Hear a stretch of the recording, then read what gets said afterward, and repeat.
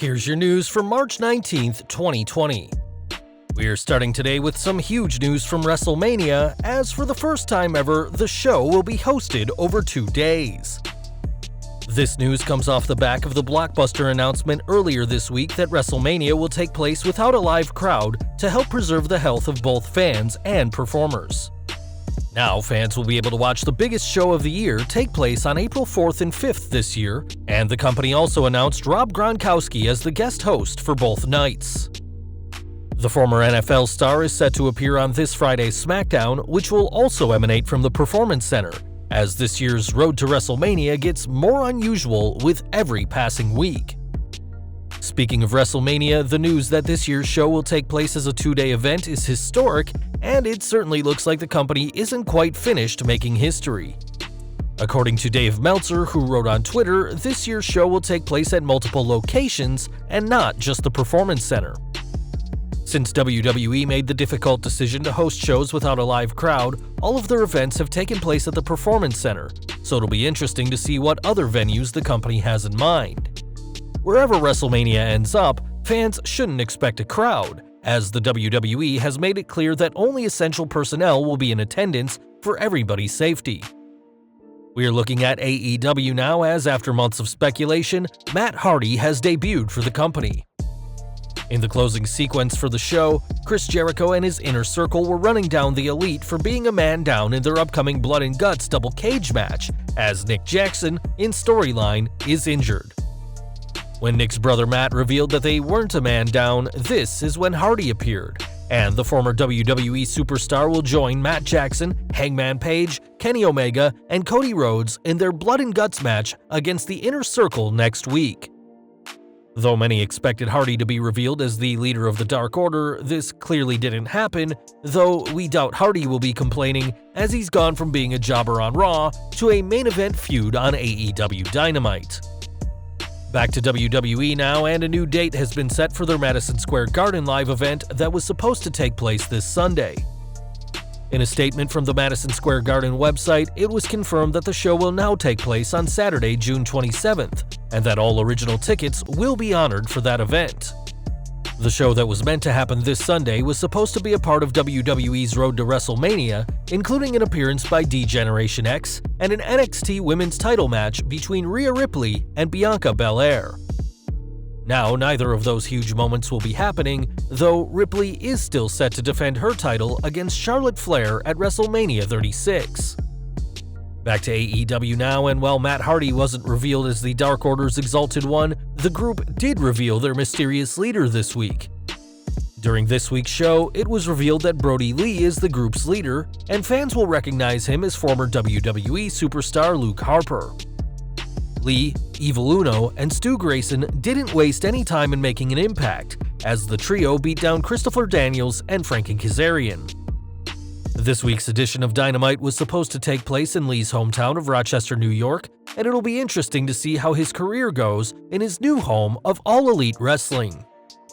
From one company to another now, as Impact Wrestling continues to make waves and has confirmed the next member of its Hall of Fame. Though it was revealed during a taping in Las Vegas last month, the company has confirmed that Ken Shamrock will be joining their Hall of Fame, and the video package for him was interesting to say the least.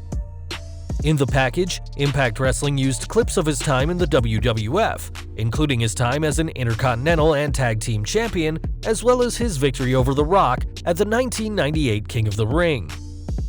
In recent years, WWE has also used footage from Impact to promote some of their superstars, so it's good to see the two companies acknowledge the success of their stars in other companies, rather than pretend that the past doesn't exist. Unfortunately for Shamrock, his celebration didn't last long, as he was attacked by Sami Callihan, who delivered a fireball to Shamrock's face. Despite being 56 years old, Shamrock remains in phenomenal shape, so fans can expect a collision between the two at some point down the line. Back to WWE now, and with the historic changes being made to this year's edition of WrestleMania, a lot of people have been wondering what is going on with the company's money. According to WrestleNomics, who took a dive into WWE's finances, the company may be able to get some money back from the Raymond James Stadium, which was supposed to host the show in Tampa, and despite the production now being much cheaper, WWE is still on track to lose just over $20 million. In addition to this, WWE also sells a ton of merch during WrestleMania week, including at events like the Hall of Fame, NXT TakeOver, Access, and WrestleMania itself, that also needs to be taken into consideration. Simply put, this ordeal has put a lot of good people out of money, and while WWE are doing what they can to carry on, this current situation is one they definitely don't want to last. Speaking of WrestleMania, this year's two-day show is going to sound very different without a live crowd, but Jerry Lawler has a thought of a solution to this. Lawler, who is no stranger to WrestleMania, spoke with USA Today's Commercial Appeal and suggested piping in crowd noise for WWE events that are taking place at the Performance Center. He said, "I've been to football training camps where the players go through their practice sessions with loud music or crowd noise piped in. I don't think it would hurt anything at all if they piped in some crowd noise behind the matches, and even explain it to the fans. It'll make the matches more entertaining, and it'll make it easier for the performers themselves." Though this would help give the feel of a crowd, we're not sure how well it'd work, as the fans would be able to see the empty seats and are already aware that there will be no crowd for these shows. Though few fans could blame WWE for trying to create a WrestleMania atmosphere, some would no doubt see this as WWE trying to fool the fans, as once again, this year's WrestleMania is proving to be an interesting show. We've previously mentioned that WWE is set to lose out big time from having to move from the Raymond James Stadium in Tampa, but the former host of WrestleMania 36 isn't the only venue that's changing its stance. During this worrying time, live events aren't essential, especially as the CDC has encouraged that all gatherings over 50 people be called off. Now, the ASM Global Rapidus Parish Coliseum in Alexandria, Louisiana, has called off their upcoming WWE live event, which was supposed to take place this Saturday. On Wrestling Observer Radio, Dave Meltzer commented that the WWE isn't going to publicly acknowledge every cancellation, and that the plan remains for them to host their weekly programming from the Performance Center as long as it's permitted. With this in mind, 2020 could certainly be a very financially difficult year for WWE, and hopefully things will go back to normal sooner rather than later.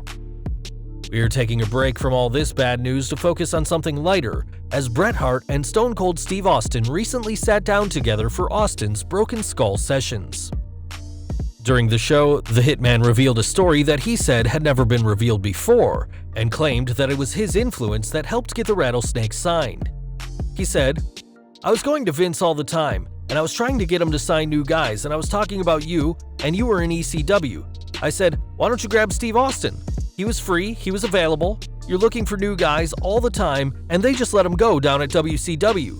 I don't know why you didn't grab him."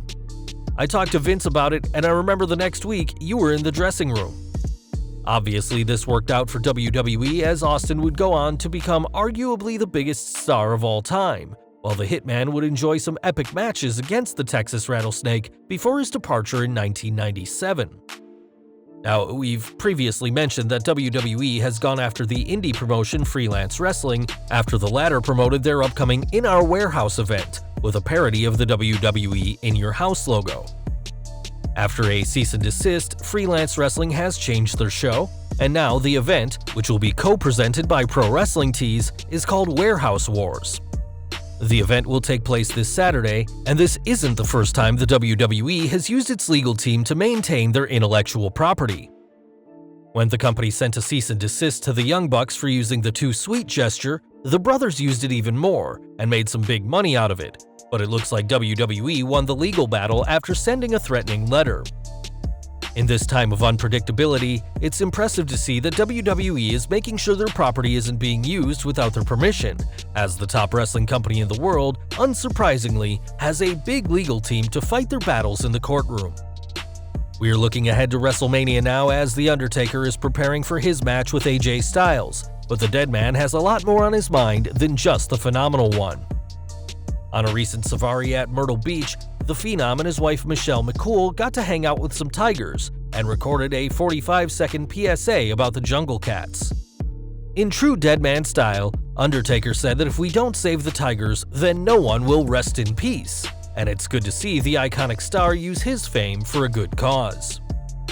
Though fans wouldn't have thought they'd see the dead man out of character in a pool with a tiger just a few years ago, the Phenom has certainly let fans see more of the real him over the years, as speculation grows of just how long the dead man's career will last. Now, with everything that's been going on in the world, everyone is a little on edge, which is why it's so important for us to highlight the good deeds that are happening. One person who knows all about doing good is John Cena, as the 16-time world champion has granted a record-breaking over 600 wishes for the Make-A-Wish Foundation, and a recent Reddit post has shown once again how kind Cena is. The post, by Stephanie Phillips, revealed that Cena paid for the groceries of her veteran father, Charles Bud Phillips, as she wrote, "My dad was behind him in the checkout line. They were chatting and John thanked my dad for his service after seeing his Seabees hat. John secretly paid for all his groceries. My dad didn't even know until he was being checked out and the cashier said, 'John paid for your groceries.' The bill was around $100. My dad is a retired Vietnam veteran and a widower. We lost my mom 5 years ago unexpectedly after they were married almost 50 years. So as you can imagine, not too much these days makes him smile as big as he did in that picture. That's what's so special about this moment. A simple act of kindness brightened his day, along with his family seeing that smile on his face. He's a stay-home, cook-from-scratch kind of guy. He loves to cook, so going to the grocery store to gather ingredients is his get-out-of-the-house event these days. This is a great story that the world desperately needs right now, and hopefully others will follow Cena's act of kindness with their own good deeds in this unpredictable time." And finally today we're ending with news from Sasha Banks, as while the SmackDown superstar doesn't currently have a match for WrestleMania, that hasn't stopped the boss from giving her opinion on the two-day show. On Instagram, the former Raw Women's and Tag Team Champion commented on what WrestleMania will be like without the crowd, saying, "It honestly hurts to know that fans, whom save a lot of their money all year to go to WrestleMania, won't be able to attend. The idea of a parent having to tell their child that they won't be able to go breaks my heart. Fans make WrestleMania week. All of the events, access, they aren't just there to watch the show, they're a part of it. But in the end, the world is a scary place right now, and priority number one is everyone's health and safety. So on April 5th, WrestleMania will happen, and we will do our very best to put on a show worthy of our fans. I wish you were there, but I will perform as if all of you are, because that's what you deserve, like a boss. #WrestleMania. Fans will know that Sasha is a huge fan herself, as she grew up idolizing the likes of Eddie Guerrero, and hopefully the WWE shows will return to normal just as soon as this situation goes away.